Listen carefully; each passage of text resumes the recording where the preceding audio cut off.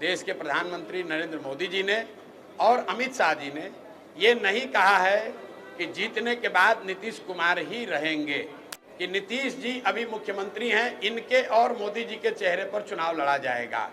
लेकिन ये नहीं बता रहे कि लड़ने के बाद क्या होगा। कितने हिंदुओं को भारत में पाकिस्तान, अफगानिस्तान, बांग्लादेश से लाकर नागरिकता सीए एनआरसी में दी गई है, यही पूछ लीजिए। बिहार की महिलाओं के पास तो सिंदूर पहले से है।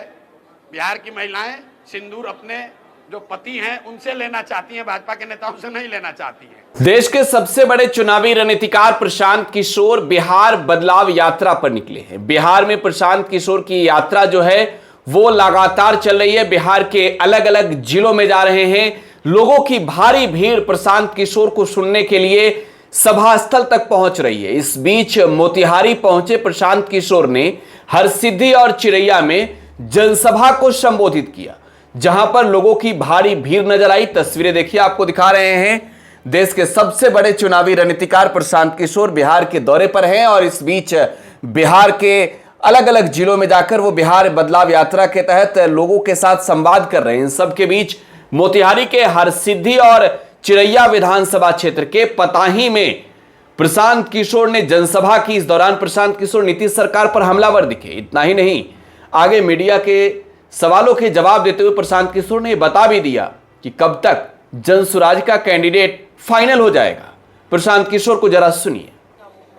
देखिए, कैंडिडेट की घोषणा जैसा हम लोगों ने पहले कहा है कि किसी दूसरे दल से पहले जनसुराज घोषणा करेगा। हम लोग का लक्ष्य है कि जून जुलाई आते आते, जून तो शुरुआत हो गई है, जून के अंत जुलाई तक कैंडिडेट्स को हम लोग का चयन कर ले। हम खुद भी जा रहे हैं। कैंडिडेट्स जो भी संभावित प्रत्याशी हैं, आप देख रहे होंगे जनसुराज एकमात्र ऐसा दल है जो आधिकारिक तौर पर जो लोग चुनाव लड़ना चाहते हैं वो अपना पोस्टर, बैनर, प्रचार प्रसार क्षेत्रों में कर रहे हैं। अब हम लोग जनता के बीच जा रहे हैं और उनसे पूछ रहे हैं कि भाई जो संभावित प्रत्याशी आपके बीच घूम रहे हैं, इसमें सबसे बेहतर आपको कौन लगता है? जिसको जनता उसमें से चुनेगी वही जनसुराज का प्रत्याशी होगा। जो पिछले 2-2.5 वर्षों में मैंने गांव-गांव घूमकर कहा है, उससे एक पैसा भी हम लोग अलग नहीं होंगे।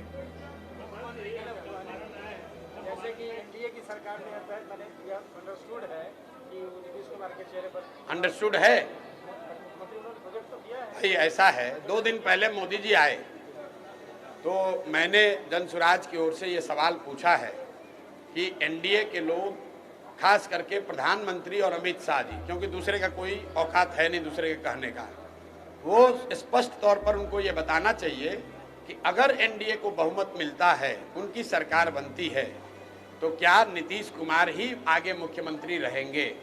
क्योंकि अभी तक इन 2 महानुभावों ने, देश के प्रधानमंत्री नरेंद्र मोदी जी ने और अमित शाह जी ने, ये नहीं कहा है कि जीतने के बाद नीतीश कुमार ही रहेंगे। वो ये कह रहे हैं कि नीतीश जी अभी मुख्यमंत्री हैं, इनके और मोदी जी के चेहरे पर चुनाव लड़ा जाएगा। लेकिन ये नहीं बता रहे कि लड़ने के बाद क्या होगा। हमने महाराष्ट्र में देखा है।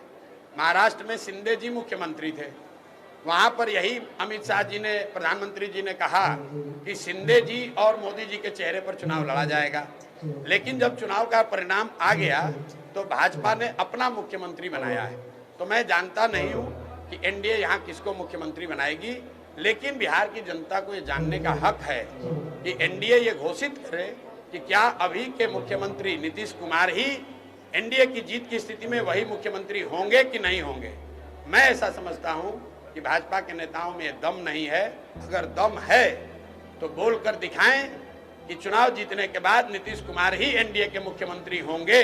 ये बात भाजपा के नेता कह के दिखाएं, तब उसका उत्तर दिया जाएगा। कितने हिंदुओं को भारत में पाकिस्तान, अफगानिस्तान, बांग्लादेश से लाकर नागरिकता सीए एनआरसी में दी गई है, यही पूछ लीजिए। उस चीज को भूल गए, क्योंकि सीए एनआरसी वो हिंदुओं के लिए नहीं लाए थे, वो मुसलमानों के लिए नहीं लाए थे। बंगाल में चुनाव जीतना था, 1 करोड़ वहां पर दलित समाज के लोगों का वोट लेना था, उनको बरगलाने के लिए पूरे देश में सीए एनआरसी का बखेड़ा खड़ा कर दिया। तो आज वक्फ का कानून वो हिंदू मुसलमान के लिए लेकर नहीं आए हैं, इसलिए लेकर आए हैं कि अभी चुनाव है, सारा हिंदू मुसलमान हो जाए, सब लोग उसी नाम पर वोट दे दे। ना उनको हिंदू से मतलब है ना मुसलमान से मतलब है, उन्हें खुद से मतलब है। आप बताइए, अभी सेना का ऑपरेशन हुआ, तो अभी हमको कोई बताया, भाजपा वाला कह रहा है कि अब सिंदूर, भाजपा के लोग घर घर सिंदूर लेकर जाएंगे। तो हमने कहा भाई, बिहार की महिलाओं के पास तो सिंदूर पहले से है।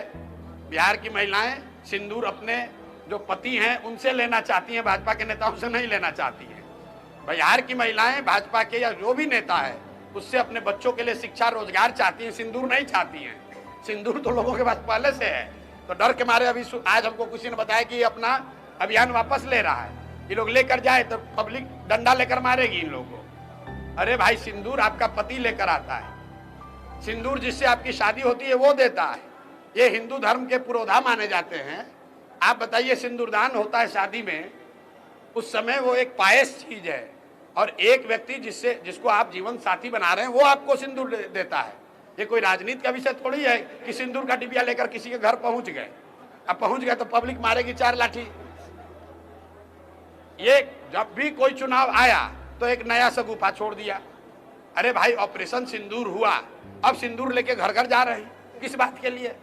महिलाएं यहाँ शिक्षा मांग रही हैं, अपने पति जो जाकर गुजरात में, पंजाब में मजदूरी कर रहे हैं उनको बिहार में वापस बुलाना चाहती हैं। अगर आपको उनके सिंदूर की चिंता है तो बिहार में जितने 50 लाख लड़के गए हैं पलायन करके, उनको वापस यहाँ रोजगार दे दीजिए। महिलाएं बहुत खुश हो जाएंगी, आपको वोट भी देंगी और जन स्वराज वाले उनका समर्थन भी करेंगे। तो देश के सबसे बड़े चुनावी रणनीतिकार व जन स्वराज पार्टी के संस्थापक, जन स्वराज पदयात्रा के सूत्रधार प्रशांत किशोर को आप सुन रहे थे। बिहार में बदलाव के लिए वो निकले हैं और बिहार बदलाव यात्रा के क्रम में प्रशांत को बेस्ट रिस्पांस मिलते हुए नजर आ रहा है। लोगों की भारी भीड़ उनके सभा में देखने को मिल रही है। और इस बीच प्रशांत नीतीश मोदी के सरकार पर तो हमलावर हैं ही, लालू और तेजस्वी की सरकार पर तो हमलावर हैं ही, जनता को सलाह भी दे रहे हैं। साथ ही साथ प्रशांत किशोर ने मीडिया से बातचीत करते हुए इस बात का ऐलान कर दिया है कि जुलाई तक तो कैंडिडेट फाइनल हो जाएगा। फिलहाल आप टुडे बिहार न्यूज के साथ बने रहे। धन्यवाद। पनोरमा ग्रुप, जो सोचता है वो करता है।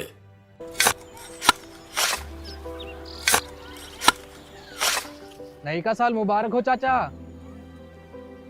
मुबारक। जब तक इस सरकार बा तब तक नया साल मुबारक।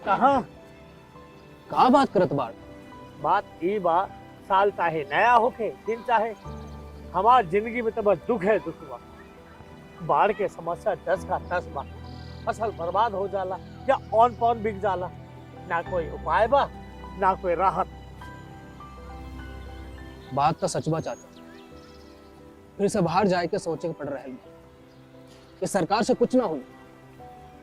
कबू कबू तो लागेला हमरे मजदूरन की जिंदगी में कोनो नया साल सच में मुबारक हुई। नया साल तो तब मुबारक हुई जब नई सरकार आई। बात तो सही बा चाचा। नया साल, नई सरकार, नया संकल्प, नया बिहार।